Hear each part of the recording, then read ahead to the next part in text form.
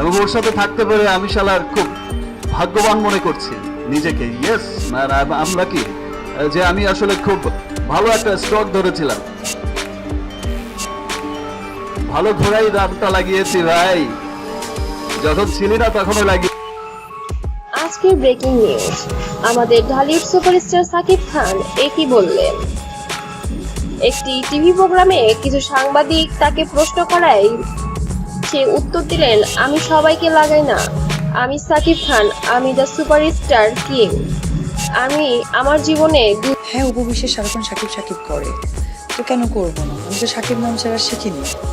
দুজন মানুষের কাছে আটকে গিয়েছিলাম, এক অপবিশ্বাস, দুই বুবলি। তবে আমি যেখানে সেখানে হাত দিই না। এমন এক বক্তব্য যেন ভাইরাল হয়ে গেছে নেট দুনিয়ায়। নেট পাড়ায় সবসময় সাকিব অপু বুবলি নিয়ে সবসময় যেন উত্তাল থাকে। তারা সবসময় সমালোচনার ঊর্ধ্বে থাকেন।